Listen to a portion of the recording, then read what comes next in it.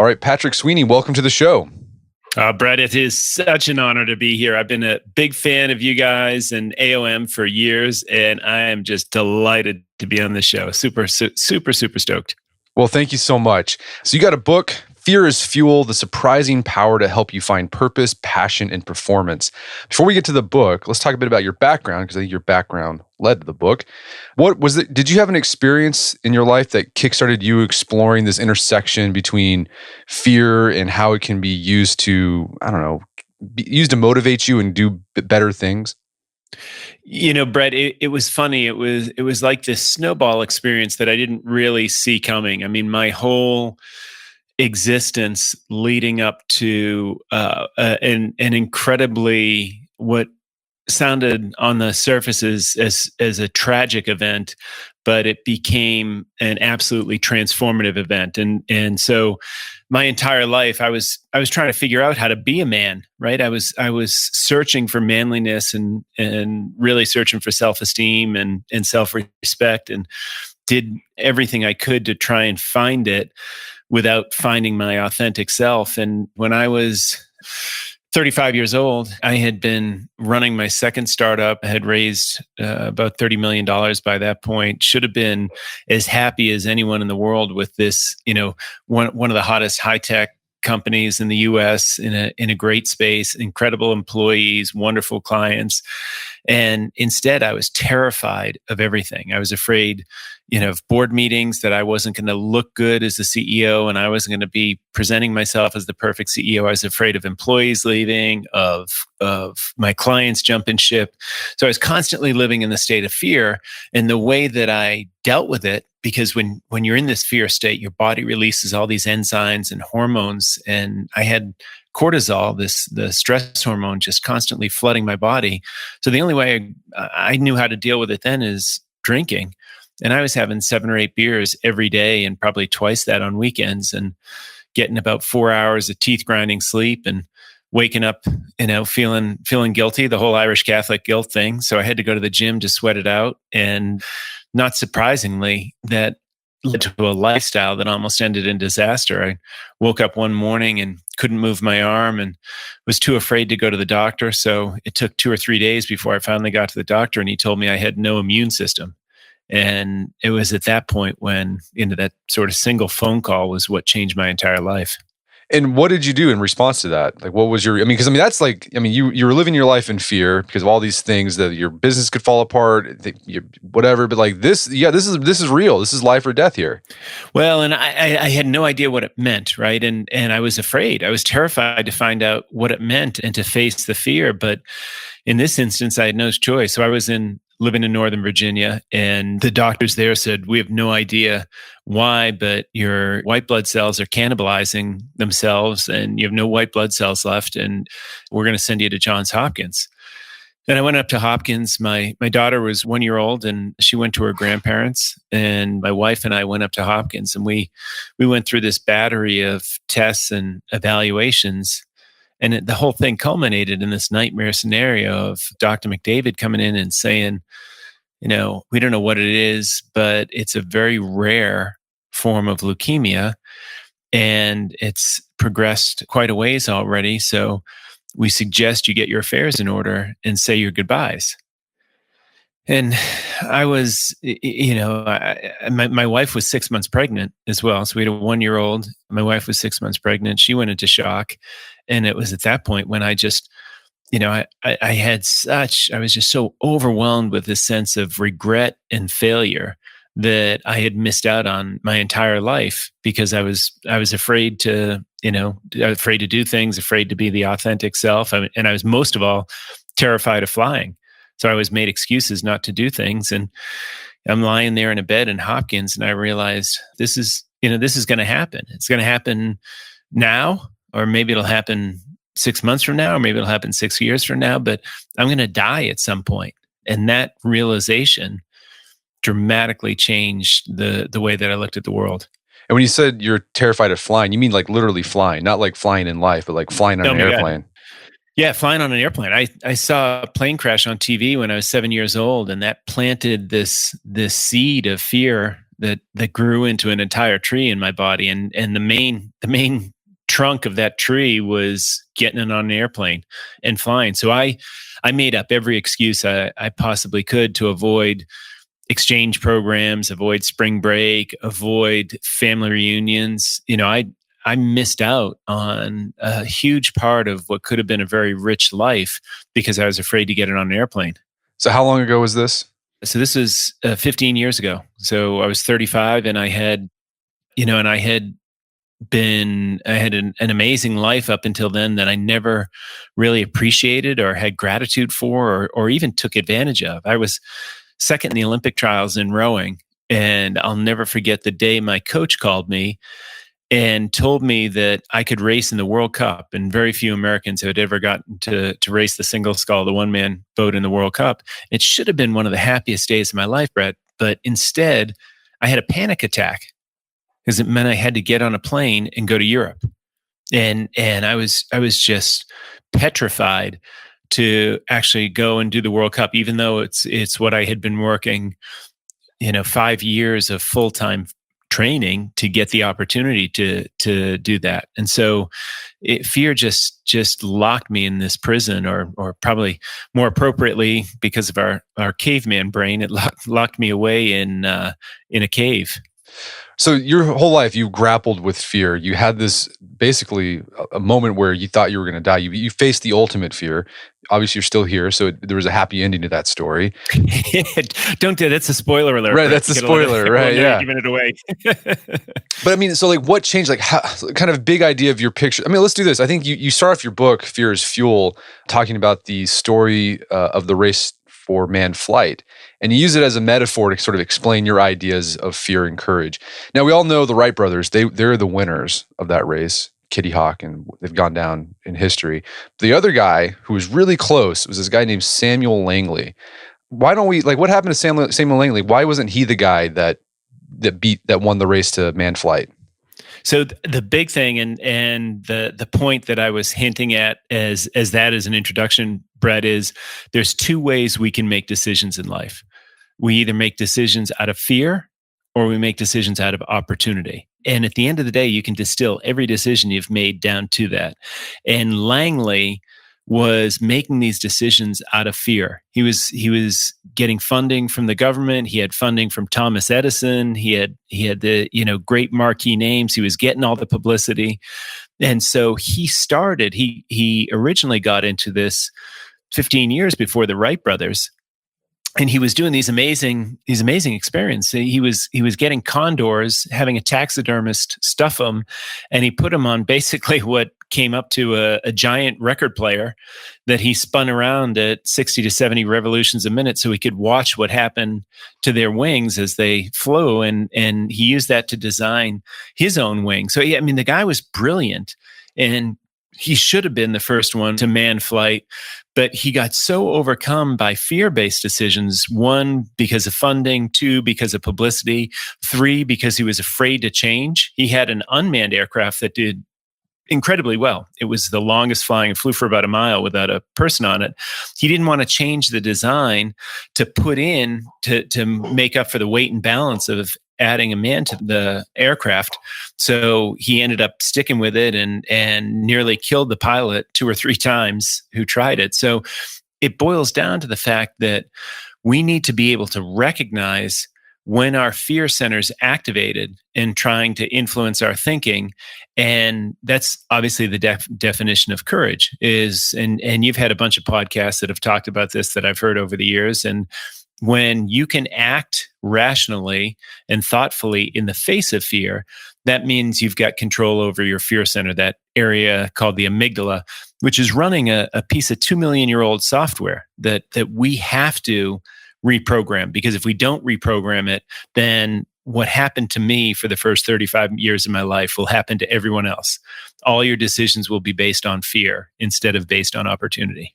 So when you say, the title of the book's Fear is Fuel, we don't want to make decisions based in fear, but you make this case that your fears can actually tell you something and actually be used to propel you in your goals. Like, what does that look like? I mean, big picture, we might get into some specifics here later on in the show. Sure. Two big pictures with that, Brett. Number one, that amygdala, that center of our brain, the lizard brain, it's often called, that's running that 2 million-year-old piece of software, used to be an early warning system for danger. And we don't have the danger anymore of something rustling in the leaves or moving in the grass. So we can reprogram that, number one, to be an early warning system for opportunity.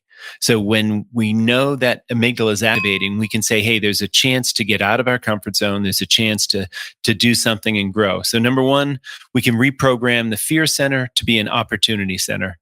And then number two, when the fear center activates, when the amygdala activates, we produce these physiological changes that we basically produce a fear cocktail. So it's DHEA, it's cortisol, it's adrenaline, all these things that literally make us stronger and make us smarter. We get more oxygen to the brain. Anything unnecessary like digestion stops. And so when we're stronger and when we're smarter and we're thinking better, we can use that opportunity to make better decisions. And so that's how you can use fear as fuel. All right, so to understand how we can use fear and turn it into fuel, you have to become fluent in fear. And you've talked a little bit about what goes on whenever we feel fearful. But you also, in the book, you argue that all fears can be categorized basically into three groups. What are those three groups? Yeah, you can distill everything down to what I basically call the terror triangle. And if you imagine a triangle with three sides, on one side is going to be physical fears. On the other side is going to be emotional fears. And then at the bottom is instinctual fears. And if you really want to be a well-balanced, complete, courageous person, then you've got to do the deep work on all three fronts. And a lot of times I've worked with a lot of Navy SEALs and special operations forces. And one thing you found is these guys are the absolute pinnacle of physical courage. So they can, a halo, a high altitude, low opening jump, 30,000 feet in the air over a raging sea in the dead of the night. Their heartbeat isn't even up over 100 beats per minute, and they're jumping out of the plane. That's a physical courage that's unparalleled in the world. But so many of those guys have been married 2 or 3 times. They come home from deployment and they can't face the identity crisis of not being in the teams or not being a commander anymore, or not having guys under them, or they don't know how to tell their wife issues about parenting or about wanting to have kids. And so they have emotional fears because they haven't worked on that component. And it's exactly the same as the physical stuff. They train for years on end, and the government puts millions of dollars into them to make them amazing at the physical courage. You have to do the same thing with the emotional and instinctual courage as well. You've got to do the work on all three, because every fear we've got, from fear of flying to fear of speaking to fear of being judged, comes down to some combination of those three components. I think that's a good point, because people often think if you're fearful in one area, it means you're just sort of a frightful, anxious person. There are people who have general anxiety about everything, but for the most part, we have fears that in certain parts of our life, but then other parts of our life we're just fine.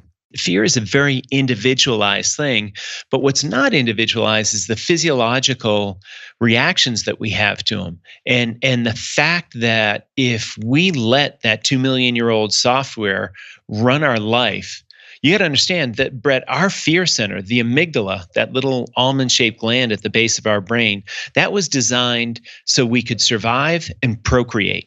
That's all it cared about, was passing our genes on to the next generation. It doesn't care about our happiness. It doesn't care about success. It doesn't care about fulfillment. It doesn't care about getting, going on vacation in Fiji. So it is an archaic element to run your life by, this 2 million-year-old programming in our brain. So everybody should be doing the work to reprogram it and to find courage. And I that's why I love the art of manliness. That's exactly for men. That's exactly what you're promoting. What we used to do in terms of coming of age rites, in terms of testing ourselves, in terms of learning courage while we still can, because the courage center is much newer and much more difficult to program than our fear center. And I'm happy to talk about that as well. Yeah, let's talk about that. What walk us through that idea. So the interesting thing, and for most people, this is really what fucks up your whole life, is we have a subconscious database that is about the equivalent of 500 MacBook Pros. So it's a tremendous amount of information. We make at least 80% of our decisions every single day subconsciously without any conscious thought. And the way we do that is based on something neuroscientists call prior beliefs or priors. So all the experiences we have are put into this subconscious database so we can make these very rapid snap decisions. And the reason we're designed that way was for survival. We might have to decide very quickly between a friend or a foe. But the part that's messed up, Brett, is all of this population is happening in the database for the most part before we hit puberty. And in that instance, we have no control over it. We don't choose where we're born. We don't choose the color of our skin. We don't choose the language we speak. We don't choose the size of the house we grow up in. Yet all of those things go into making up what we identify as subconsciously as our tribe, as something safe or something that we want to mate with. So we're populating this. Now, when we come out of our mother at birth, we have a nearly fully developed fear center, the amygdala. We come out mean, angry, and ready to do anything to survive. In fact, we're most aggressive as human beings between the ages of 4 and 6 years old. So this notion of, you see in paintings and books and everything else, these beautiful angelic children is way off. So the truth of the matter is we come out ready to survive. And because of that, for the first 20 years of our life, our default is to that fear center. So we have 3 choices basically in the first 15 to 20 years of our life: fight, flight, or freeze. And that's because the amygdala responds to everything, and that's all we've got. So we default to a defense. And all of that information, that defaulting to the defense, is all going into our subconscious database that we're going to rely on for the rest of our life. The prefrontal cortex is the newest part of the brain. And it's basically the adult supervision. It's called the executive function. It's where we do rational thought, it's where we do strategic planning, it's where we do relationship and those type of high-end intellectual processing. That doesn't fully develop until we're in our early 20s. And that's where the courage center lies. So the courage center is this thing called the SGACC, the subgenual anterior cingulate cortex. And that is a newer part of our brain, and it's much weaker. But the key thing is we can reprogram that. So we can reprogram that part of our brain to access at the time when our fear center starts to activate, and we have what's called an amygdala hijacking. And that's the whole point of the fear is fuel process, and learning how to be able to recognize when the fear center is activated and then consciously activate the courage center, because you can activate that courage center by choice. It just takes a lot of work initially until you get those neurons firing together. And once those neurons start to fire together repeatedly, they'll wire together, and it gets easier and easier to be courageous. So fear can give you a performance boosting energy. It can be an early warning system that points you to opportunities. But it sounds like in order to harness it for good, the first step in turning fear into fuel is to recognize the signs that you're feeling fear so you can use your courage center to control it and, I guess, direct it. So in the book, I refer to these things as our fear tells. And one of the reasons that the key ask in the book or action item is to scare yourself every day. And the reason you want to scare yourself and do something that you know is going to get you out of your comfort zone is so you start to recognize what that feels like in your body. When you recognize what fear feels like in your body, what's an amygdala activation, it's unique to each one of us, but it's always the same. So you might have a tight jaw, you might get butterflies in your stomach, some people feel a lead balloon in their stomach, people will get a shaking leg. Whatever it is, if you start to become aware of that and those feelings, this is why with the group Young Presidents Organization, YPO, I've done about 25 chapters around the world. So this is, the world's top CEOs are in this organization. And oftentimes, I just did one out in Los Angeles, and we rappelled off the top of the Marriott. And what I do is I get them out over the edge of the building at the point when it's most scary, and I make them stop and inventory what's going on in their body. And then their assignment is the next week at work or with their partner to try and feel those same feelings again and recognize it, because then they know that they're about to make a decision based on fear. So the first thing is figuring out when the amygdala is hijacking you, because it takes over our brain. It takes over a part of our brain called the working memory. And it says you either fight, you flee, or just freeze. And that's the response that it puts in there. And that's all we can do and all we can think about. We can't think rationally unless we know we're having an amygdala hijacking. Then we can stop and we can get control of ourselves. The easiest way to do that is breathing. I teach something called a 4x4. So the 4x4, that's breathing in for 4 seconds, holding your breath for 4 seconds, and then breathing out for 4 seconds. And that's a technique you can use to get control of that visceral fear response. And then to understand the next step in the fear is fuel process, you have to understand something called free energy, which is something really interesting you talk about in the book. Never heard of this concept before. What is free energy, and where are you borrowing this idea from? I think so first of all, it comes from literally one of the smartest men in the world. And, this guy is most likely going to be one of the next people we hear who wins a Nobel Prize. His name's Carl Friston, and he's at University College London.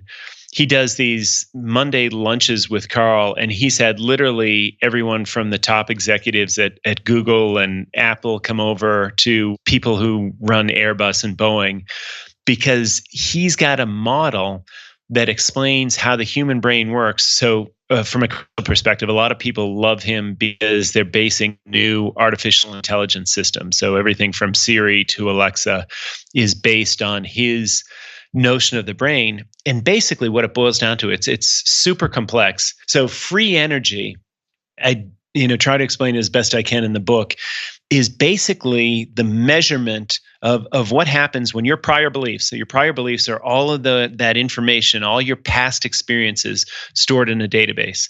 And basically what he's saying is your brain's a prediction engine. So we're trying to predict the outcome of every single moment. So if we walk into a room and it's dark and we flip a light switch, our brain is going to predict that there's a 95% chance the light will come on and a 5% chance the light won't come on. If it doesn't come on, then our brain further predicts there's an 88% chance the bulb's burnt out and there's a 12% chance that the circuit breaker's blown.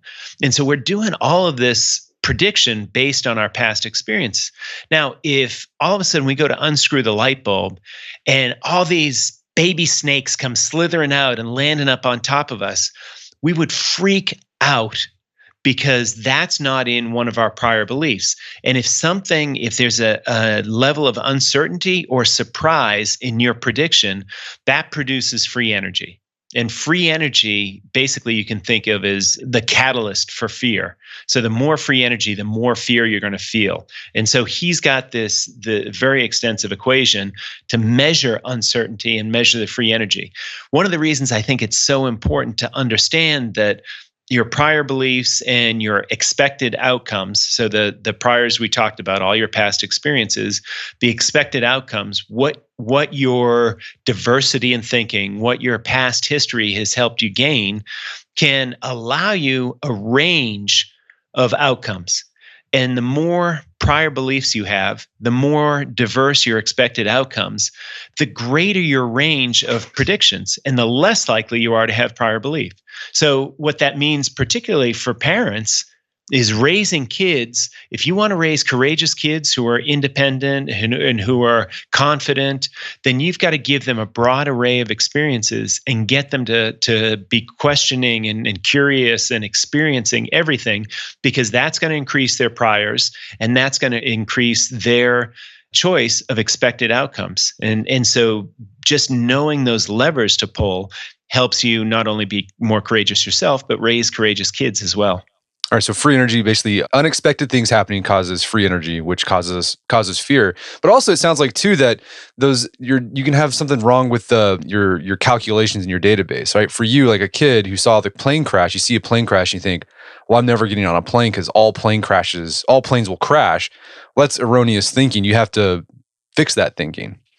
That's exactly right. And so when we form a memory, Brett, two things happen. First, we form an episodic memory. And for me, that was 1977, 1978, a Delta DC-9 flew into the seawall at Logan Airport. 100 people on board died. It was a foggy day. It was a Wednesday.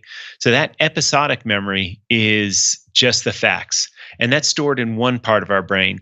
At the same time, we create an emotional memory. And that emotional memory is actually stored in the amygdala. And that for me was anything that had to do with an airplane, was terror, was death, was dismemberment, a horrible outcome, no matter what. So we can never change the episodic memory or the semantic memory, the facts.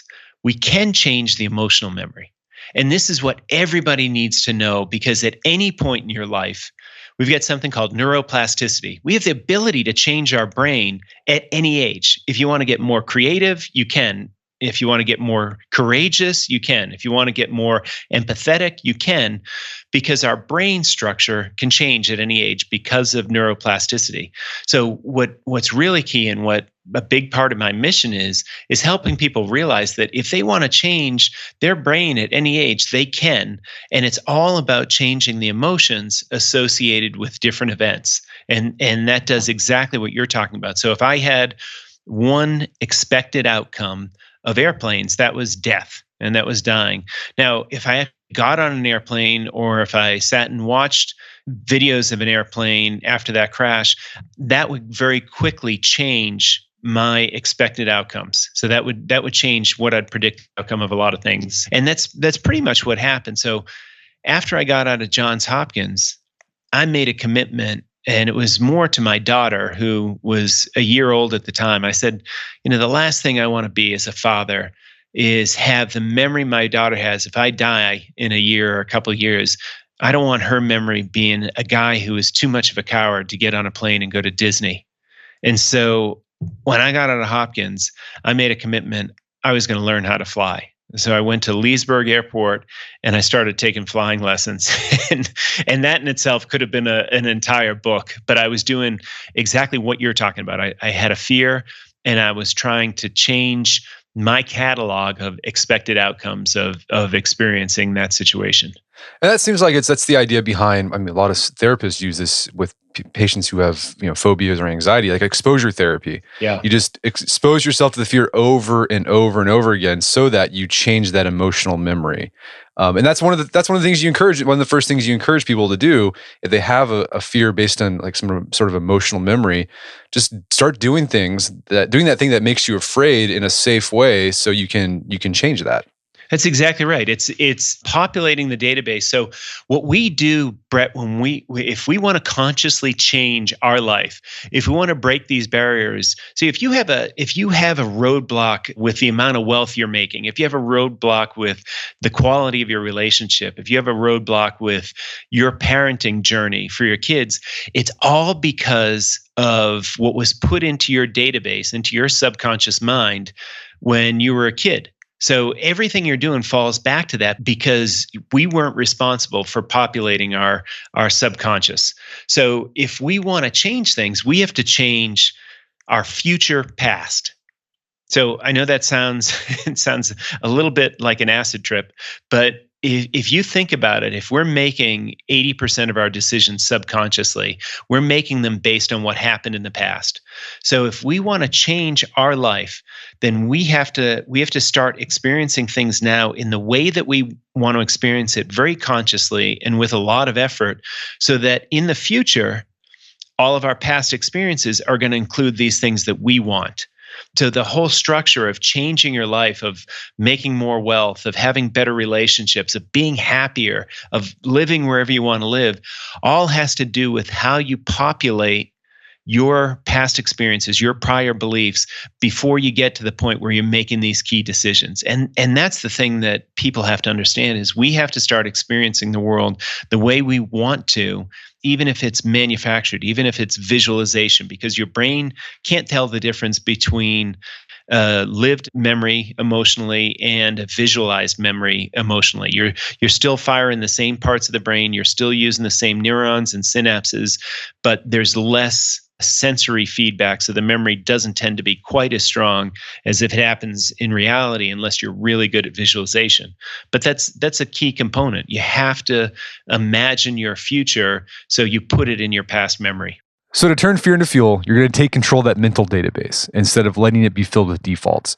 So you're going to intentionally populate it with new context. You're going to intentionally expose yourself to a fear so you have experiences and memories where you did something that scared you, but nothing bad happens. And you're also going to visualize doing things that scare you, but visualize good outcomes. And so from there, you're going to start seeing more options. You're going to start seeing that there are opportunities in your fears. And when you do, Brett, when you start living a life of courage, my first act of courage when I got out of Hopkins was to go and get my private pilot's license. And this is why I wrote the book. So the first lesson, I peed probably 4 times before we even got out to the plane. And I was terrified. Everything was in super technicolor. Things were moving in slow motion because I was taking in so much more information in fear. Like, if you've ever been in a car accident where things seem to move in slow motion, same thing. The second one was even worse because we went out over the mountains and hit some turbulence, and I actually pooped myself just a little bit. And then the third or fourth lesson, something incredible happened. I absolutely fell in love with flying. And I got my private license, my instrument rating, my commercial rating, I got a seaplane license.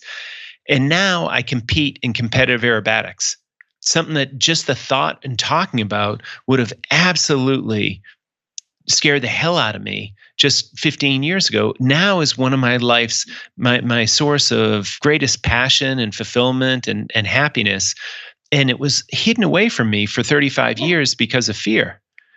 And so finding out that my dreams were on the other side of fear made me think, I've got to let other people know that just because they're afraid to do something doesn't mean it's not going to end up being their passion, doesn't mean it's not going to end up making them super successful.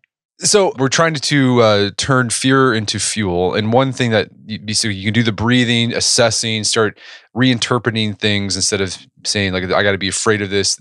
Now you're thinking this could be an opportunity. Another sort of tactic you can use to help with that is self-talk. Yeah. So what role does self-talk play in this turning fear into fuel? Self-talk, I first really became aware of it as a phenomenon when I was at the Olympic Training Center, and we were doing a lot of visualization and they were walking me through it. It is the secret every elite athlete in the world knows. And what you're doing basically is you're framing, and some people call it priming. If you're talking to yourself beforehand, you're either priming the outcome you want or you're framing a situation to be optimal for what you're trying to accomplish. And the easy way to do it is just be the narrator of your own movie.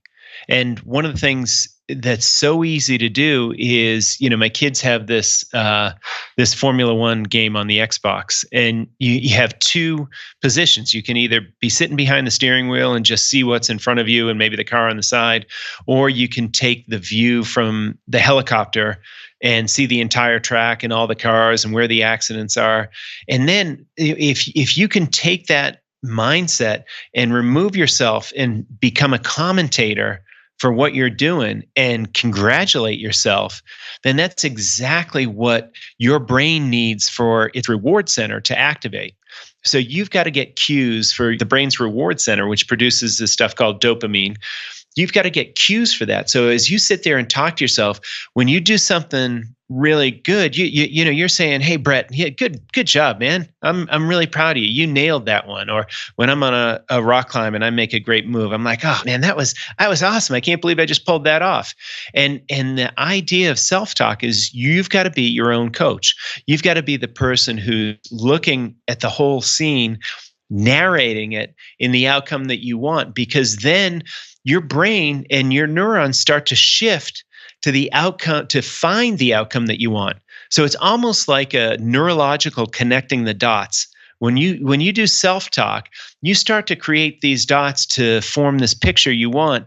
And then your subconscious brain, which again, remember, is making 80% of our decisions and taking in 99% of the information we take in from a sensory perspective, it's going to start looking for those dots to connect. So you can literally, but by self-talk, you can start to lay the groundwork and put together the pieces of the puzzle and then let your subconscious fill in the rest. And that's incredibly powerful. So we've been talking about the idea of exposing ourselves to the things we fear in order to become more courageous, but there's almost like a catch-22 here because Yeah. to overcome a fear, you have to be able to do the thing you're scared of. But if you're scared to do it, I mean, how do you will yourself to take that first step? So the easiest way that I found from at least in the neuroscience research, and again, I took 6 years to interview 36 of the world's top neuroscientists. So all of this information is from them. I'm just the guy who put it together and translated it to plain English. So the research is fascinating. It's some of the most dry, boring, incomprehensible stuff, but it has these nuggets of incredible information, obviously. One of the ones is your motivation. So there's a neuroscientist at Georgetown University named Abigail Marsh, and Abby did this incredible work on the motivation of mice. And it turns out that the altruistic motivation, so doing something for someone you love, and this holds perfectly true for me taking flying lessons because of my daughter Shannon, right? The only thing that got me to the airport was the thought of her. And if you talk to athletes or firemen or first responders, you hear this time and time again that they're not motivated for personal glory, they're not motivated for money, they're motivated for the love of somebody else. So the key thing, if you really want to change your life and you want to have lasting change, all of these steps you can take in the book, all the neuroscience will help you get the change. But just like you said, taking that first step, Brett, is the toughest thing to do. So if you want to be a great dad, if you want to be a great partner, if you want to be a great son, then what you've got to do is use that as your motivation for change. And I've seen this, with everything from alcoholics to special forces warriors, people who wanted to be a great dad and they knew they had to become a man to do it. And they used the idea that their girlfriend was pregnant and now it was time for them to step up and do some difficult things. And so when you have an altruistic motivation, you actually get these squirts of almost enzymatic ecstasy. Like your body produces a substance very much like cocaine that when you do something altruistically, you get more of that. So it may seem like you're doing good, but it's actually good for you as well. And it encourages you to do more of that. Well, let's apply this stuff we've been talking about to a scenario. And the one that came up to mind, let's say someone is thinking about quitting their job because they've been moonlighting with something and it's big enough where they can make a living on it, but they haven't been able to pull the trigger on quitting because it just freaks them out. They're too scared. So like, how can we apply these things we've been talking about to help them turn that fear into fuel? So that's a great question, Brett, because particularly in this time of COVID, what they're dealing with is uncertainty. And when we're faced with uncertainty, we're going to produce that free energy, right? Because we don't know the outcome. And more importantly, what happens with that free energy is we start to feel disempowered. And when we're disempowered, we become paralyzed by analysis. So we fall into this analysis paralysis trap. And when you're looking at starting something new, you can't possibly know the outcome. So the best thing you can do then is really three things. So if we're looking at doing this, number one, what's your motivation? So if your motivation is for your family, is to take care of your mom and dad, is to be able to pay cash for your kids' schools, whatever your motivation is, you got to write down your motivation, you got to understand it, and you've got to use that as the catalyst to take the first step. The second thing you have to look for is all your past successes. So go into your prior beliefs and look at everything you did really well. And then the third point is the most counterintuitive, and that is to contemplate the absolute worst case scenario. So if you think about the worst thing that could possibly happen, and you think, I'm going to spend my savings on this, I'm going to lose my house, and then another round of COVID hits, my wife leaves me, my partner takes off with all our investment, and you look at where you'd be then, you say, okay, well, I've had this great career for 10 years in the same industry. I'm really well respected. There are 5 companies I can go work for. Or, I was a carpenter in college. I know how to swing a hammer, so I can always go try and find some houses to work on. And you look at the worst case scenario, it takes away a lot of the uncertainty. It might be terrible and it might be really bad. You might lose your BMW and your kids at private school, but it's not as bad as the disempowerment that you feel from uncertainty. So from a neuroscience perspective, you're creating an expected outcome at the very far range of what it's going to be. And your brain is going to form basically a bell curve. And that's way out at 6 sigma, at one end of the bell curve. But in the middle, in the most likely area, you're seeing a good outcome. And then you start to justify, then you start connecting those dots again, because you're thinking, well, I'm working by myself. So a $250,000 contract that my company wouldn't even put the resources into responding to. Hell, if we win that, I've got my first year made. And then if we get $1 million contract after that, then we're hiring people and we're taking off. And all of a sudden you start to think to yourself, you get back to that self-talk, you start to think, all right, this wouldn't be that tough. And the downside, really, the risk isn't really commensurate with the reward. The reward is going to be much better because I'm really capable of handling all these challenges. So I think those 3 things, if you can look at those, it's a great way to build enough confidence. The other thing is, and I tell this said this at Harvard Business School, at UVA, at MIT's Business School.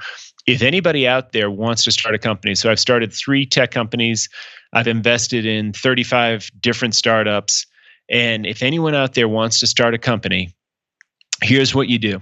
Write your resignation letter right now and date it 6 months from now. Because there's never a good time to start a company, and there's never a bad time to start a company. So take the next 6 months and plan, get ready, write your resignation letter, put a stamp on it, write your boss's address on it, and make 2 copies. You keep one and you give a copy to me because I'll mail it. So that's the ultimate motivation, and that's burning the ship. Right. Yeah. You're making a commitment there. Well, Patrick, this has been a great conversation. Where can people go to learn more about the book and your work? So the book Fear is Fuel, and it's available anywhere, Amazon, Barnes & Noble, all the usual places. And the audio version is coming out at the end of the year, which I'm super excited about. We've got some great cast members in that. You can go to pjsweeney.com. That's my website. Got the blog there, a lot of information on there. Facebook, Patrick Sweeney, Fear Guru.